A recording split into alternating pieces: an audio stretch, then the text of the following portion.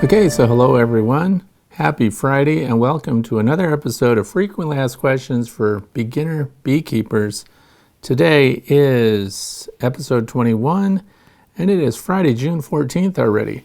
So here we are, second week of June, and it is 58 degrees outside where I live. Plus we got an inch of rain overnight. This is for beginning beekeepers, small scale backyard beekeeping in general. You know, just people that maybe have a couple of hives getting started, thinking about getting started. Maybe you just got your bees. And hopefully we'll carry the series out throughout the year so these dates will tie in to things that would be of interest for different parts of the year. I'm located in the northern United States, northeastern part, what's known as the Snow Belt along the Great Lakes region in the great state of Pennsylvania, known as the Keystone State. So the first thing we're going to do is start answering questions. If you have a question, please write it down in the comment section below this video. If you haven't subscribed yet, please do. You're welcome to. And also there's a little bell lower right of your screen there. If you click on that, it shows little echo resonant signs next to it. That means that when I put out a video, you'll be notified about it and you can get in early to see it. So thanks again, and thanks to those of you who submitted your questions. So we're going to jump right in. Number one is by Helmut Hess, and he says, do honeybees sleep? And I think this came about because a lot of people want to know if bees sleep, and a long time ago when I did my first flow hive video, I went out there at 3:30 in the morning and I showed the activity of a beehive in the middle of the night and noted that the honeybees never sleep. It's kind of like taking a picture of New York City, Manhattan, middle of the night. You could say that New Yorkers never sleep. Now we know they do individually, but collectively, there's always something going on in a big city. There's always something going on in a beehive. So the reality is that the colony never sleeps. There's always something going on. The foragers through the day are doing their thing, but at night there's loads of activity. But individual bees do sleep, and the older bees, big surprise, sleep more often, and they sleep for longer periods. Also, bees that are caught out foraging in the late afternoon, early evening, maybe a storm comes in, they may latch onto a plant under a leaf and just sit there and go dormant for a while, which is a mode of sleep. So they do sleep individually. And younger bees sleep frequently, but for shorter periods of time, and they jump right back into action. So there are, samples of sleeping bees inside my observation hive. I was going to get some shots of that for you today, but unfortunately, with it being so cold, I wanted to leave the insulation boards on. There are lots of questions about my observation hive, and we may talk about that later at some time, but my observation hive is several years old. Unlike most observation hives, it is inside a building that is unheated. So it's an 8 deep frame observation hive, and there is a video showing you how I put that together and how I stocked it. And there are great interior videos showing what the bee behavior is, from grooming behaviors to storing pollen to the queen laying eggs and so on. So I'll put a link in the video description to that video so you can see what's going on in the observation hive. I used plexiglass, and it has hazed up a little bit, which makes quality video a little bit difficult. So I may have to address replacing the plates on my observation hive, and then I would be able to show really cool things like bees sleeping. Lots of videos of bees hatching out, brood hatching out, and things like that. So anyway, yes, they sleep individually, but you're never going to open a colony and find that the entire colony is asleep. It's not like, they collectively sleep. So there's always something going on. In fact, what is going on at night inside a beehive? Well, they're moving a lot of resources around for one. And we know that the nurse bees can't sleep because they're on the brood, and nights like the past few nights we've had here, they're on that brood. I did take a thermal camera out and shot my observation hive last night. And on the surface, because it only reads surface temperature, one section there was at 75 degrees Fahrenheit, while next to it, the outside walls were at 51 degrees Fahrenheit. So I know that that section in between the frames, they have brood and they're keeping them warm through the night. How warm do they have to keep the brood? 95 degrees roughly. So right on the brood, those bees can't sleep. Those are heater bees. They have to keep things warm. They have to keep the air circulating over it just enough so that those developing pupae can respirate, and then they'll hatch. So there's a lot going on. And they're also moving stores around. So the nectar that's been brought in during the day might be placed in convenient spots, and then at night they move it up and start storing it in cells, different than what they might have been deposited in early on. So we have that. Next question is from Ron Edelman. Small hive beetle problems in St. Louis. And hello to St. Louis, because I'm originally from Kirkwood, graduated from Kirkwood High School. Not going to say when. Go Pioneers. And he says, what do you suggest? What kind of control? Nematodes? Okay, so here's the thing. I'm having a problem with small hive beetles right here. What's my problem? I can't find them. So I want to evaluate small hive beetles. I want to test small hive beetle traps. These are beetle jails. These are cool. If, I had beetles to get. I found one small hive beetle last year at the end of the year. So late September, early October, I found one at one of my integrated pest management bottom board trays. So I had one in there and it was stuck on one of those sticky traps. But I will explain a little bit about small hive beetles, since we're beginning beekeepers here and you may not have had an apiary set up yet and you may not have seen them.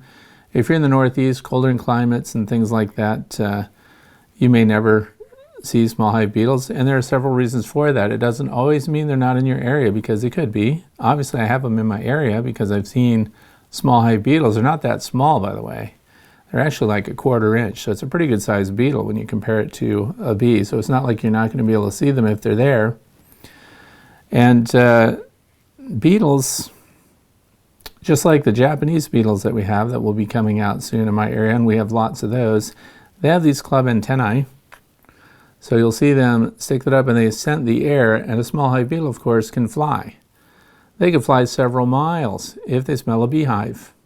It's also one of the reasons you don't want to throw, when you're opening up your beehive and you've got your hive tool and you're scraping away the burr comb from your frames, don't be flipping that on the ground or tossing that on the ground. If you're in an area that already has small hive beetles, you're feeding them. So it's just like feeding stray animals. You're going to attract them. It's rare that when you're scraping off burr comb that the burr comb is just beeswax. Usually it's got some, propolis mixed in. It will have some, depending, if it's even worse if you've got any pollen packs on it or things like that. If you notice, I've baited my beetle jail. That's what this is called. So when I actually get small hive beetles, I'm going to be using beetle jails on the frames, usually in the very top of the hive back corner, because we know that a healthy hive of bees is going to be pushing those beetles around. So the small hive beetles, why are they there? Well, they're there because there's nourishment inside the hive. There's protection inside the hive because it's going to be warm. They also predate on developing bee larvae. They can also mess up your honey supers. Now, keep in mind, this hasn't happened to me because I don't have a honey super that has been slimed out by small hive beetles. But you know what? I've seen enough, heard enough, and learned enough that I know I don't want them to be around here. Where did those things originate? They originated in Africa, and they were brought to this country in the late 90s. I think they showed up in Florida. Of course, southern states got it first. They like the warmth. They like beehives. They fly right into them. So you're not going to protect your beehive from small hive beetles. They're smaller than bees, so you can't use a grid to keep them out. You can't treat them like ants, which we're going to discuss later too, because they don't climb up and go into the beehive. They fly straight in. So if you have a high hive population and you've got good guard bees and lots of good hygiene is going on in there, small hive beetles aren't getting a foothold anyway. That doesn't mean you shouldn't be prepared. So what I'm suggesting is that you get these beetle jails, and I'll put a link down below. I have a pile of them because I'm going to put a couple of these in the top box of each of my hives as the weather really warms up. Right now it's still cold. So what I've done is I have the pest management boards on the bottom, and I've got these trays that are part of the Flow Hive 2 version. They have a deep tray that's segmented off so that I can collect things that the bees are dropping off. One of the things that the bees are dropping through the open grid of that bottom board. And those of you who have screen bottom boards and you've got the integrated pest management inserts that you put under there, you will notice that you collect a lot of bee pollen.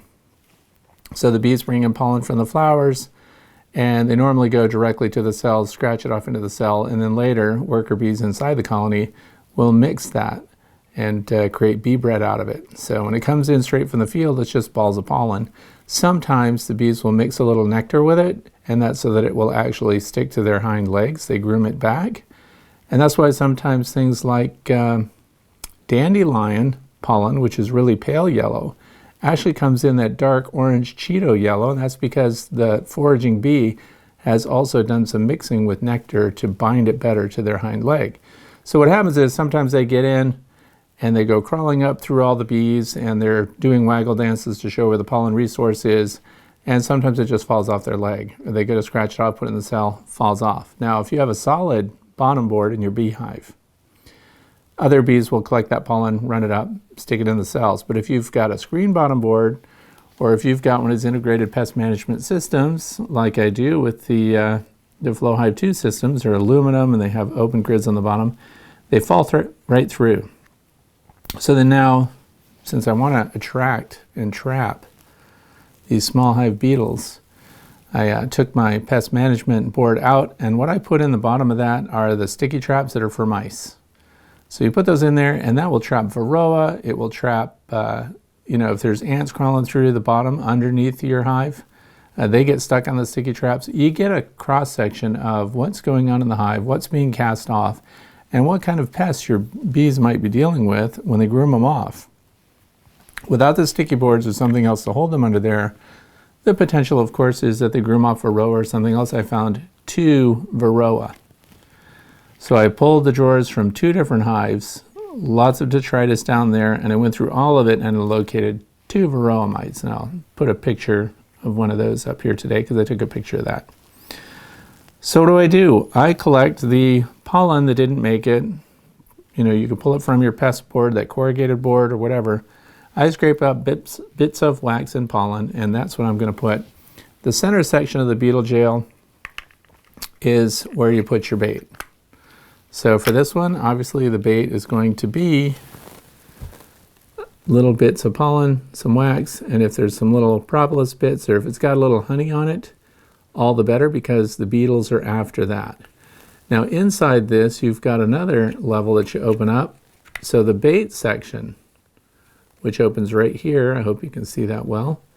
The bait section is where you put everything in and you close it off, and so the beetles smell it and they can't actually access it. So the beetles actually go through these top slats here because your bees are chasing them around and they're trying to hide out, and they'll go down into this reservoir here. Now you can put mineral oil in there. You can put vegetable oil in there. Mineral oil is going to last longer than vegetable oil. Some people want to put diatomaceous earth in there. I don't like the idea of putting anything that could harm my bees inside a beehive, even though it's probably very safe. And I would put mineral oil in here, and then I'm going to catch them. If I actually am successful and catch some small hive beetles, I'm going to share that with you. Now here's a standard. This is a medium deep frame. This is made by Acorn, and it is heavy waxed. All you do is put your beetle jail on the back edge of it there, and then you make sure that this goes up against the wall, the outside wall of your frame. So, not of the frame, but of the hive box. So this will be in the upper boxes because the bees chase the small hive beetles into 2 areas on the hive. One is going to be in the upper sections of the hive. That's why you find them near the inner cover. So, because the beetles are avoiding the bees, and then also on the bottom board, often in the way back. And this is just based on what other people are telling me, because keep in mind, I have actually found 1 small hive beetle. So this is theory that I'm passing on, and this is stuff that other beekeepers are swearing by, and of all the things I looked at, methods for catching them, I like the idea of the beetle jail. You get a whole box of them. They're very inexpensive. I'll put a link to that also. But I like the way it installs and hangs there.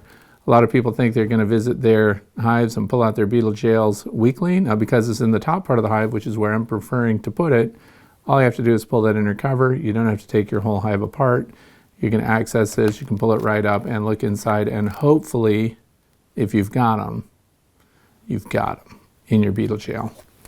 So that's what I recommend as a method. Keep in mind, just sharing what I learned. So for Ron, mineral oil, pollen droppings, and do not scrape off your excess comb from your hives and toss it in your yards, because you are just attracting them. So we don't want to do that. We want to take away all their extra sources of food to eat. By the way, I had an interesting issue over the past week or so. I had a bucket full of burr comb. I used a stainless steel bucket, and it was at my bee shed, and I put it on the porch, and I forgot it and left it out there overnight. Either a raccoon or a skunk came and ate. There was like this much, like a standard bucket, and there were probably 2 inches of bits and pieces of wax in the bottom of it. Whatever it was, raccoon or skunk, and I'm going to catch it with a live catch trap. I'm going to show a video of that because they have a brand new trap design that I have to test out coming up. So it ate it all. Something ate all of that wax. I don't know what that does to their digestive system. I don't know. Obviously, it had a little honey remnants on it, so they like that. Maybe I expect them to lick the honey, but they didn't. They ate the whole thing. So that's some interesting stuff. Don't leave wax around. I meant to put that in the shed, of course. I wasn't going to leave it out exposed, but I have a critter. So, and I'm also testing a new solar-powered trail camera, so this all ties in together. I have a new trap, I have a new camera, and I have a critter that's eating wax. It's going to be interesting to tie all of those product reviews together and share something that should be fun, I hope. At least we'll find out who the culprit is. So there's that. I hope I answered that question. Beetles. Okay, the other thing is, question came up because when I showed the setup and the install of the packaged bees recently, I showed that we had wooden frames, we had the plastic frames like these, and then I put a wooden frame, then I put a plastic frame and a wooden frame, and so on. The reason I do that is because these will serve as guides when you're setting up a new hive that has no drawn comb. So then on the wooden frame, I put a little wax bead on the underside here. There's a little starter strip that comes with those wooden frames. And then that's to encourage the bees to start. Now, you know what? The bees will start to draw out comb whether there's a starter strip or not, and whether I prime it with wax or not. I just primed it really quickly, just a very superficial touch of beeswax on that just to get them going. But the question here was, this is by Mr. White, does the starter bead of wax placed on the inner surface of the top bar adhere as well as bare wood? So because that starter strip is so thin, it actually doesn't matter, because once they start on that thin strip, they quickly broaden it out, and the bees will draw wax across the top. We're looking at this frame upside down. They draw it right out, right along with the comb extensions, so they actually bond their wax to the entire undersurface. So they're not just clinging their wax to that thin strip of wood, they broaden it and they draw it right down, and then as they go down, they continue to attach it to the frame. Sometimes you'll see that wax come down and connect fully to the frame ends, about halfway down, and then you'll see them just make a U over here, and sometimes they won't attach it at all to the bottom. But as far as that wax starter strip, as compared to just having bare wood, the way they connect to that, it doesn't make a difference at all strength-wise, because the bees attach way more than the little starter strip that you start. So I hope that answers that question. Here's another question. Mite level testing. Do you use kill or no kill methods? And here's the thing about that. We know that, or hopefully you know if you've watched any of my videos before today, that I have used historically survivor stock, hygienic stock, Varroa resistant stock. So I don't develop my own stock of bees, by the way. I buy them in, and I've been buying them in from the bee weaver family in Texas because they have survivor stock that deals with Varroa and diseases, and they do very well untreated. So I am, though, interested in mites, and I did see a mite, as I mentioned today, and 2 mites. But of course, I'm not doing anything to get the mites off of the bees. I'm letting the bees take care of that themselves. However, I am going to test a kit. There's a company that sent me a test kit, and it deals with sugar dusting of the bees to help them groom the mites off, and then you count the mites from that. The other, of course, most popular method that is really getting traction recently is to use the alcohol wash method, which, you scoop off a bunch of nurse bees from the brood frames and you put them in that, and you put the alcohol wash in there and you shake them around, and it kills all the bees, and it kills, of course, the mites, and the mites fall off, and then you have the mites and you can do a mite count. So which do I plan to use? Well, my upcoming method is going to be the sugar rolls. And it's what state inspectors in my state have done for a long time, and they of course have their count methods for when a hive may require treatment or intervention. And also, if you've been watching my videos this year, for my first time, I am going to, if I find a colony that has a presence of mites that they don't seem to be dealing too well with, in other words, if the bees aren't grooming them off on their own, if they're showing signs of stress and illness, if I get a high mite count, does the specific accuracy of the number of mites that are alive on the bees, how accurate does that have to be? Now keep in mind, every beekeeper's got an opinion and a method, and some people, beekeepers in particular, love to be very concise about exactly, if I have 7 mites, do I treat? But if I have 6, I don't have to. So, in other words, I have to kill them all to make sure that I know exactly how many mites were on those bees, and to get an exact count to know for sure that none of the mites were able to survive or got groomed off or still clung to the bees and didn't groom off, and so on. So to me personally, it is not necessary to kill the bees to do that. Some people even try to use powdered sugar to treat for mites. That has been a failed process. I mean, it sounds good. Everybody wants to give their bees a treat, sprinkle some, powdered sugar down onto those brood frames, and then that would encourage the bees to groom it off, and it's just sugar. And then, of course, they're grooming off the mites with the sugar. And then, of course, the mites are supposed to fall out through a screen bottom board or into some kind of integrated pest management catch basin that you've got, if you've got a nice deep tray, like the one that I showed earlier. If you have solid bottom boards, for example, then if they groom off mites, the mites are not injured. They're just going to groom them off onto the bottom board, and then the mites are going to crawl right back up and attach themselves to another bee.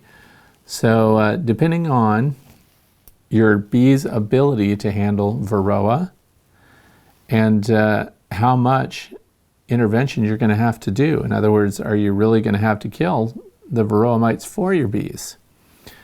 So if I get even 4 or 5 mites on a Varroa-resistant colony of bees, that's enough for me to decide to go ahead and treat them. And then what would I treat them with? Oxalic acid vaporization. So would it make a difference to me in the treatment regimen if I had 4 mites or if I had 20 mites? What if I had 30 mites? It doesn't matter that I got concise and had 10 mites in my test instead of 20 mites that I might have had if I killed all the bees. If I have a presence of mites, Varroa like that, and the nectar flow is not on yet, our nectar flow here is delayed. So even right now, if I can get away with testing for mites, it turns out that I've got several mites in my test, I don't need to know that I could have had 20 or 10 or 9 or 7. I don't need that kind of precision, so I don't need to kill the bees to do it. If I get a mite count of live mites, and I will of course show that because I'm going to create a video just for that, and then I will make my decision based on what I see there, whether or not to treat with oxalic acid vaporization. And then we'll show the treatment too. And then we'll show the mite count after the treatment, hopefully dead mites at the bottom in my trays. So if you don't have a method to collect the mites when they die, when you do a treatment, if you've got solid bottom boards and the mites die and fall to that bottom board, the bees are going to carry them out, and you're not going to know necessarily what your treatment did as far as killing the mites. So that's coming up. I'm going to do a video just on that. But as far as kill or no kill, I plan to use no kill. I see no reason to kill a pile of bees to get a... Do I agree, though, that if you killed the bees, would you get more mites from the bees? Sure. So does the number of mites that I get from a powdered sugar roll, being that it's going to show me fewer mites, will that be the difference between treating and not treating? Not for me personally. So unless I get just one mite, if I get just one mite, I'm not treating. So we're going to talk about that at length later, but I don't use the alcohol wash method, although those who do, good for you. You're welcome to do it. I'm not saying anything against that, and it certainly would account for more of the mites than just the sugar roll by itself. But I think the sugar roll as an indicator is enough for me to cause me to go into action on treating. Here's the next one. Aaron Luking, do bees forage at night? He also asked a question about whether or not they sleep. Several people asked about bees sleeping, so there must be something going on that's got people thinking about that. Bees do not forage at night, and here's why. They can't see. They can't see very well at all. So how do worker bees and foragers navigate through the air? Well, they find locations based on landmarks that they see, and also the direction and position of the sun. So when the sun goes down, they lost their navigation, for starters, which is also why heavily overcast days, stormy days, and things like that are bad for bees, because they can't find their way very well. And low light conditions impact their ability to see and navigate. That's why bees fly right up to you and stop and take really close looks at things. They have a highly pixelated kind of view of the world. So, and they see colors very well, but it's blotches of colors. That's why flowers attract the bees. So in the absence of light, in the absence of daylight, they can't really forage very well. Now, if you want to do something interesting, if you do this test, don't blame me later, but take a flashlight and walk out into your bee yard at night and see what's going on, especially when they're bearding and collecting on the front, when there's a nectar flow on and there's guard bees and things like that. And you just might get some bees to fly right at that flashlight. So you want to hold it out away from yourself, because they fly at that white light at night. It's kind of interesting, and you can get some attacks, because what happens? Bears come at night. So if the bees are harassed by a bear or some other animal, skunks, raccoons. I've never seen a raccoon raid a beehive. Skunks try it all the time. And again, back to my earlier thing about the traps and stuff, if that's a skunk, I'm going to show you how to release a skunk. It's going to be fun. But so bees need to be able to defend at night, but they do that in very close range to the hive. So when something's actively, manipulating the hive, causing vibrations, interfering with their entry area, which is being vented at night if there's a nectar flow on, you're going to pick up a guard bee defensive attack. So they can't navigate and forage, though. They just don't. Bees that are caught out in a storm and so on latch onto a tree, seek shelter, and they wait until sunrise the following day to find their way back to the colony. So, interesting question. Interesting line of questioning, too, by the way.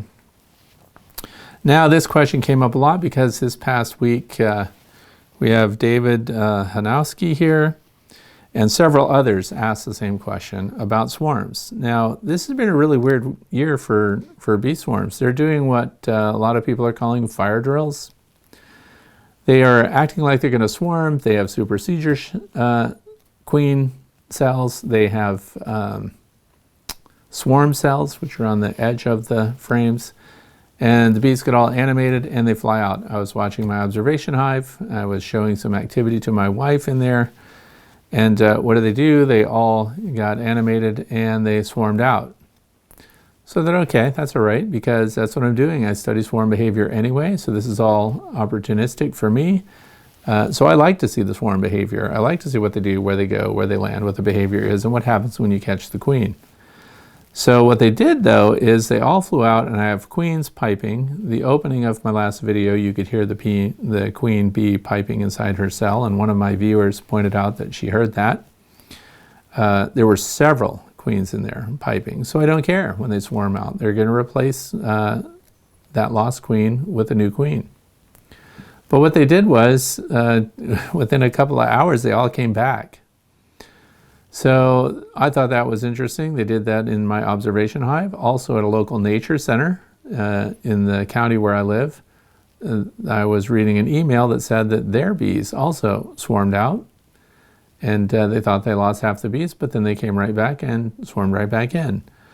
And then I was walking through the bee yard, and I made a video a couple of days ago where I just happened to notice a beehive that was swarming, and they were departing. So this is great. I had video equipment. I always have video gear standing by on the shelf ready to go so that I can catch events like that.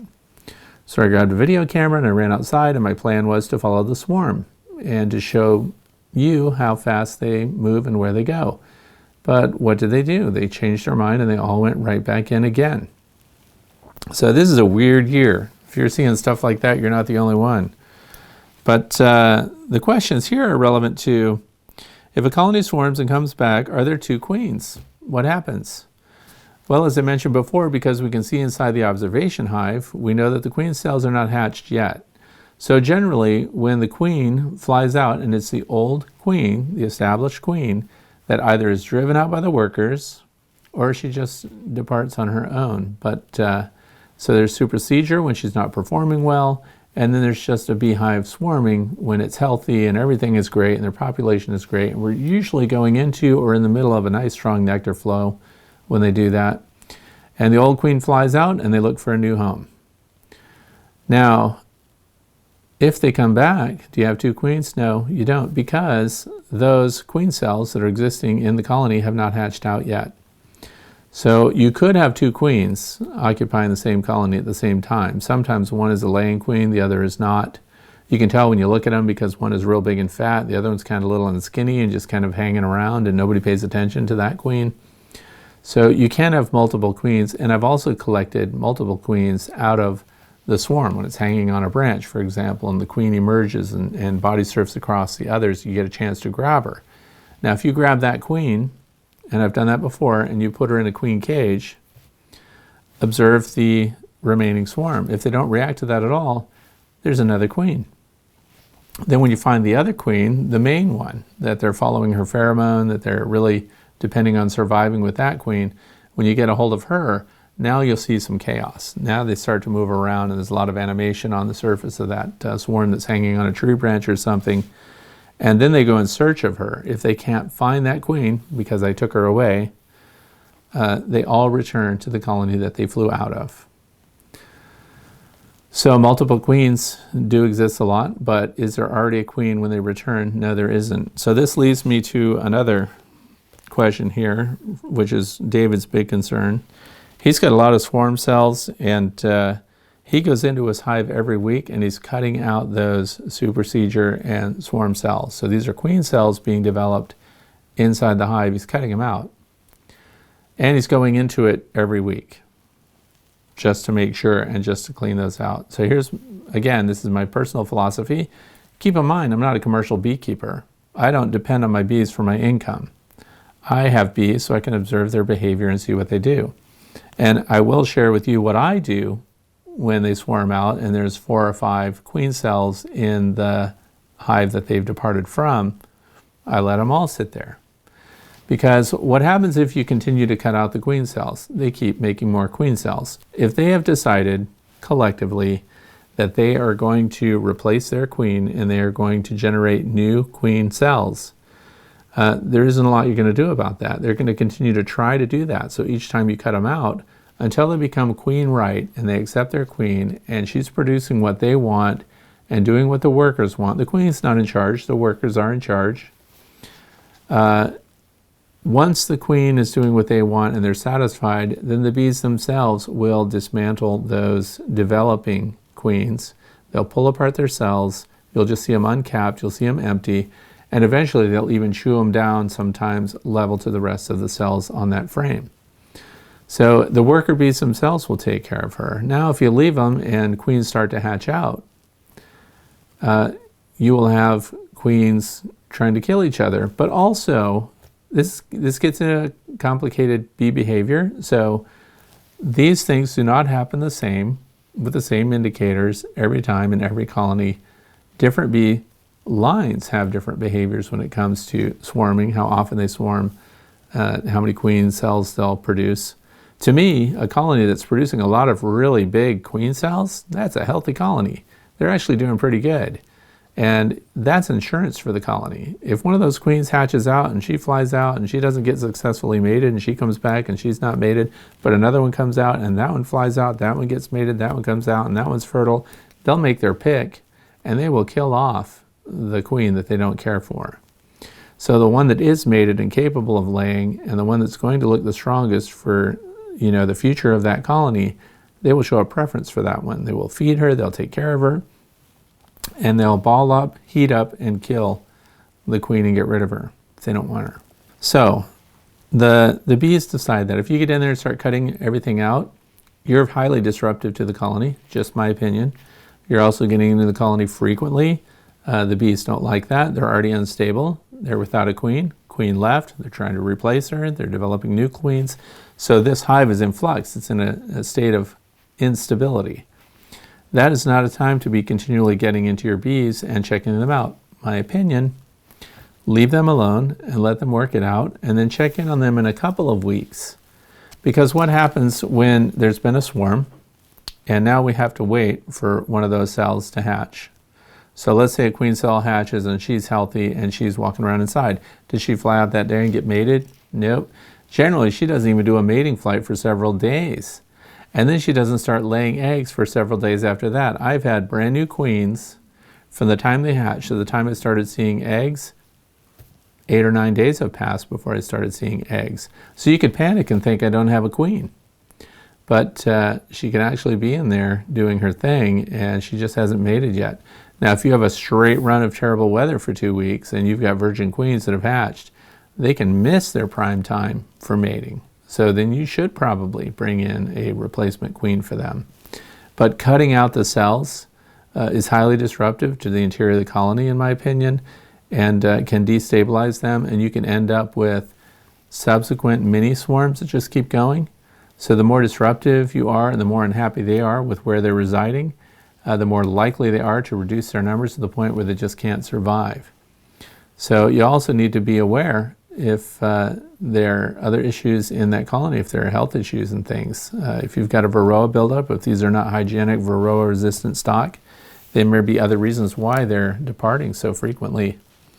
It's a ditch effort to throw all their genetics out into the world because they're about to lose what's going on in that colony. So that's my opinion about that. I would not get in there and cut out all those cells. I would let them take care of it themselves. Number 7 here, Dave Gross.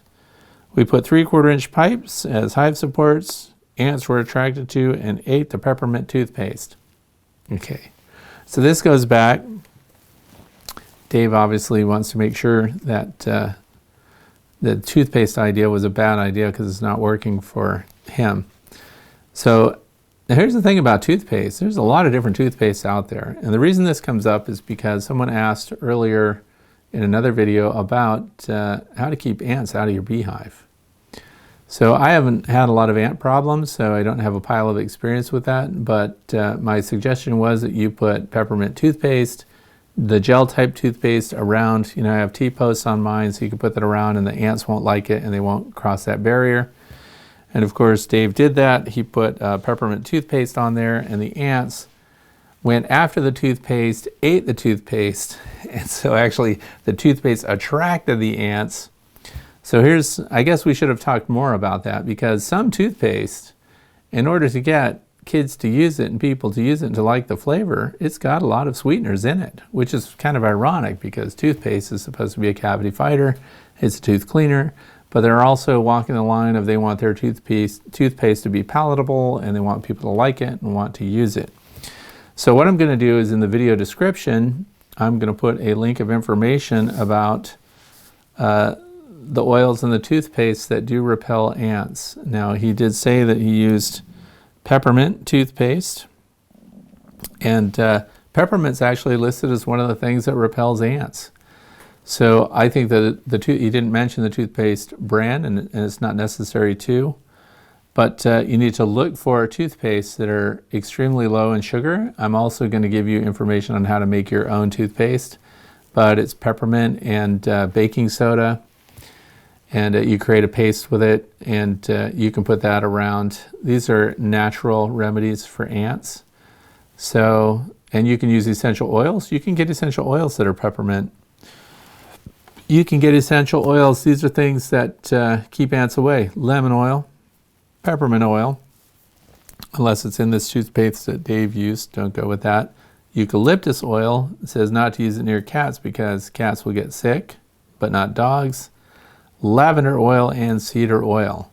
So peppermint oil is on there, but if you want to shotgun it, use lemon oil, peppermint oil, eucalyptus oil, lavender oil, cedar oil. Make a cocktail of essential oils. By the way, if you've ever put essential oils, even Honeybee Healthy or Pro Health or Brood Booster, any of that inside your sugar syrup, and you've carried that in any kind of plastic jug, which I do, the scent on that jug is there forever. That stuff embeds itself in the plastic, and I use empty vinegar gallon jugs because they're nice and strong. That's what I use to carry my sugar syrup in. And but once you put essential oil on that, it has real staying power. So I would say maybe even bypass the toothpaste and get some peppermint essential oil and rub that directly on, in his case, 3/4 inch pipes.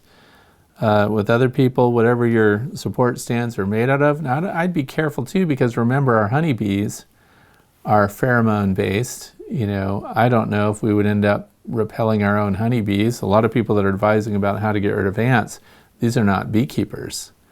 So you want to make sure that you don't have some kind of negative impact on your honeybees as well. Honeybees and ants are related, by the way, same family, but social insects. But I would experiment with some of the other essential oils. If I had ants to experiment on that were like trooping up, I've had one colony one time in all the years I've been keeping bees that had ants going up into the top cover, and they were just there to nest. They weren't doing anything with the bees. It doesn't mean they can't do something to the bees, and you may have different types of ants. But for those of you who have used essential oils, or you found the perfect toothpaste that the bees don't eat, I found another toothpaste, Trader Joe's peppermint toothpaste, which is supposed to be low in sugar, and it has essential oils, peppermint, and baking soda. So I'll put a link to that down there if somebody wants to try it out. If you've got a toothpaste that's working, please share it down in the video comment section. You can also put a link to it. If you're dealing with ants and you find these remedies, toothpaste, whatever, again, I don't like the moats because people forget about them and they just end up, you know, full of grass, gooey with oil. You know, they end up with a mess full of dead bugs, and then the bugs walk across the dead bugs to get up. So now you've just got a big mess to deal with. So if you could find some kind of essential oil repellent, that would be really great right at the ground level. So that's interesting, Dave, and I'm sorry if we steered you wrong, but let us know what does work, and other people read the comments. Hopefully other people will write in and share what they've found. Carolyn Frank, picking up 2 nukes, how much is the colony set back?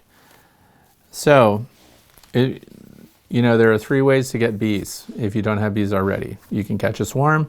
That will take the longest to build up.